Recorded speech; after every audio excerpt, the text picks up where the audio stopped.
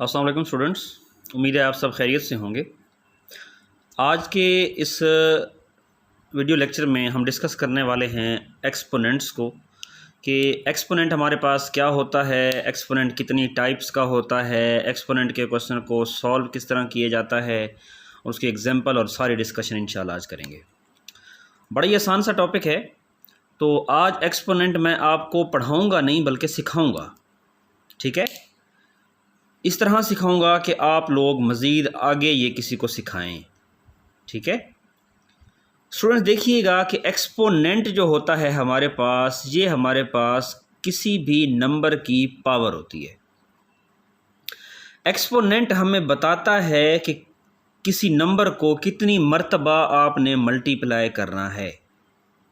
For example मैं यहाँ बात करूँ तो मेरे पास यहाँ पे लिखा हुआ 5 की पावर 3। अब इसका मतलब ये है कि 5 इसमें बेस है, 3 जो है इसमें एक्सपोनेंट है और इस एक्सपोनेंट को हम पावर भी कहते हैं। ठीक हो गया स्टूडेंट्स। अब ये 3 बता रहा है कि आपने इस 5 को कितने टाइम्स मल्टीप्लाई करना है। 5 रेज़ टू पावर 3 का मतलब ये नहीं है कि 5 मल्टीप्लाई 3 कर दें, नहीं, 5 को 3 टाइम्स मल्टीप्लाई करें, मतलब 5 मल्टीप्लाई 5 मल्टीप्लाई 5, तो हमारे पास कितना आया 125। ये हो गई बात क्लियर यहाँ तक। अब स्टूडेंट्स इसी तरह हमारे पास कोई और नंबर आ जाए 8 का स्क्वायर, तो इसका क्या मतलब है 8 को 2 टाइम्स मल्टीप्लाई, 8 मल्टीप्लाई 8 हमारे पास कितना हो जाएगा 64। ठीक हो गया स्टूडेंट्स। अब ये हमारे पास, इसे हम बोलते हैं, जिसकी पावर 2 हो उसे हम बोलते हैं स्क्वायर, जिसकी पावर 3 हो उसे हम बोलते हैं क्यूब। क्या बोलते हैं इसे हम? क्यूब। और इसे हम क्या बोलते हैं? स्क्वायर।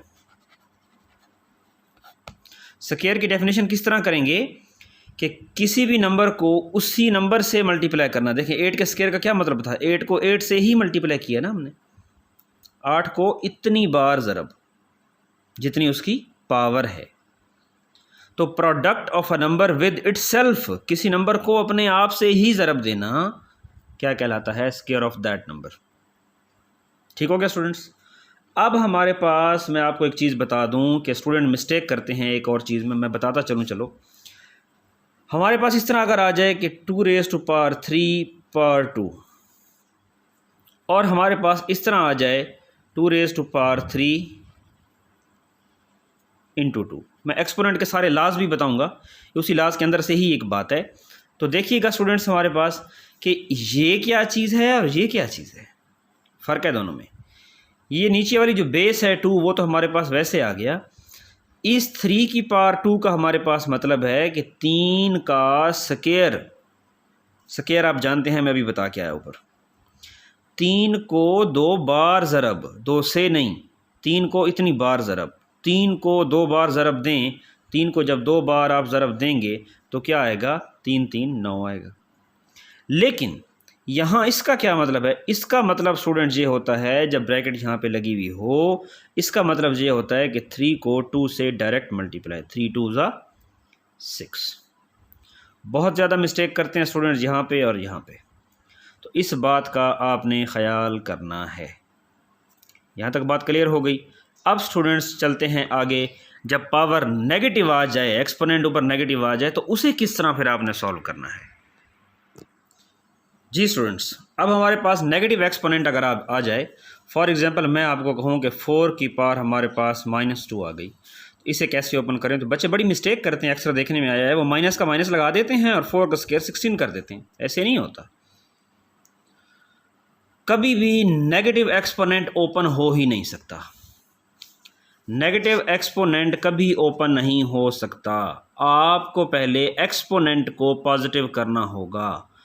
और एक्सपोनेंट पॉजिटिव कैसे होता है, बात को गौर से समझिएगा। एक्सपोनेंट को आपने पॉजिटिव करना है तो आपको बेस को उल्टाना पड़ेगा। ये जस्ट मैं बता रहा हूँ, इसका भी प्रूफ नहीं करा रहा, क्योंकि एक्सपोनेंट के जब हम लाज पढ़ाऊँगा तो सबको मैं प्रूफ भी करवाऊँगा। अब गौर से देखिएगा, मैं बात ये करना चाह रहा हूँ कि अगर a/m आपके पास हो और उसकी पावर -n लिखा हुआ हो, और आप इस पावर को पॉजिटिव करना चाहते हैं तो आपको बेस को उल्टाना पड़ेगा। a बाय m को आप m बाय a कर देंगे जब, तो वो -n बन जाएगा +n। देखिए पावर को नहीं उल्टाना आपने, पावर का रेसिप्रोकल नहीं कर देना आपने बेस को उल्टा देना है तो पावर का साइन चेंज हो जाएगा। फ़िलहाल इतनी बात याद रखें, इस चीज़ का प्रूफ मैं करवाऊंगा भी सही जब मैं लॉज ऑफ एक्सपोनेंट पढ़ाऊंगा। अब आपने करना क्या है, तो यहाँ बेस को उल्टाए ना ज़रा, तो यहाँ पे 4 है भाई, 4 है, 4 का उलट क्या होता है 1/4। क्यों, 4 के नीचे क्या है 1 है ना, इसे जब उल्टाएंगे तो क्या बनेगा 1/4।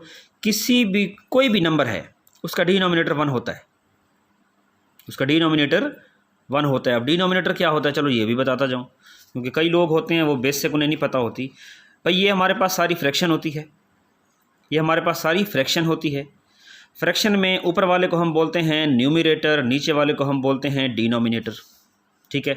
चलो फ्रैक्शन की टाइप्स को भी मैं बताता जाऊँ। अगर हमारे पास न्यूमरेटर बड़ा हो डिनोमिनेटर से तो हमारे पास फ्रैक्शन होगी इम्प्रॉपर। अगर न्यूमरेटर बराबर हो जाए डिनोमिनेटर के तब भी हमारे पास फ्रैक्शन कौन सी होगी, इम्प्रॉपर। अगर न्यूमरेटर छोटा हो डिनोमिनेटर से तो हमारे पास फ्रैक्शन कौन सी होगी, प्रॉपर फ्रैक्शन। ठीक हो गया स्टूडेंट्स। न्यूमरेटर बड़ा हो डिनोमिनेटर से, मतलब ऊपर वाला बड़ा नीचे वाला छोटा हो।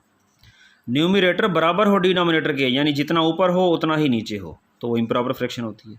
न्यूमरेटर छोटा हो डिनोमिनेटर से, यानी न्यूमरेटर छोटा हो डिनोमिनेटर कोई बड़ा हो, तो हमारे पास प्रॉपर फ्रैक्शन होती है। एक और फ्रैक्शन भी होती है स्टूडेंट जिसे हम मिक्स्ड फ्रैक्शन कहते हैं। वो मिक्स्ड फ्रैक्शन हमारे पास कौन सी है, कुछ इस तरह आपने फ्रैक्शन देखी होगी 2 होल 2/3, इस तरह की फ्रैक्शंस को हम क्या बोलते हैं, मिक्स्ड फ्रैक्शन। तो अपनी बात पे आते हैं स्टूडेंट, ज़रा वो देखिएगा। मैंने कहा है कि बेस को अगर उल्टा दिया जाए तो पावर का साइन चेंज हो जाता है। ठीक हो गया, तो बेस को उल्टा दें। बेस मैंने 4 बोला, 4 का नीचे क्या है 1 है, इसे उल्टा देंगे तो क्या बन जाएगा 1/4। तो इस 4 को मैं लिख दिया 1/4। बेस को मैंने जैसे ही उल्टा दिया पावर का साइन चेंज हो जाएगा, -2 क्या बनेगा +2। और आप जानते हैं कि 1/4 के होल स्क्वायर का क्या मतलब है। स्क्वायर आप अभी पढ़ के आ रहे हैं, स्क्वायर आपने अभी पढ़ा है, स्क्वायर क्या होता है। तो स्क्वायर कर दें जी इसका। 1/4 के होल स्क्वायर का क्या मतलब है, 1/4 × 1/4, 2 बार ज़रा उसको। तो 1 × 1 कितना हो जाएगा 1, और 4 ज़ा क्या हो जाएगा 16। तो ये हमारे पास चीज़ आ गई 1/16। तो इस तरह स्टूडेंट्स आपने करना है, नेगेटिव एक्सपोनेंट को आपने इस तरह ओपन करना है। ठीक हो गया। अभी नेक्स्ट में हम इंशाल्लाह चलेंगे तो मैं आपको बताऊंगा सारे लॉज ऑफ एक्सपोनेंट। कभी कभार बेस भी नेगेटिव आ जाती है, बेस नेगेटिव आ जाए तो फिर क्या होता है, उसे कैसे करना होता है, सारे लॉज ऑफ एक्सपोनेंट कौन से होते हैं। अभी ये जो मैंने लॉ बताया है एक्सपोनेंट का, इसका प्रूफ भी कराऊंगा। अभी डिटेल में इंशाल्लाह हम चलते जाएंगे। तो ये मैं इसका थंबनेल भी यही लगा रहा हूँ कि एक्सपोनेंट लेक्चर नंबर 1। ठीक है, तो डिटेल में इंशाल्लाह आपको बात सारी समझ आ जाएगी। ठीक हो गया स्टूडेंट्स, तो दुआ में याद रखिएगा। मिलते हैं नेक्स्ट वीडियो में, तब तक के लिए इजाज़त, अल्लाह हाफ़िज़।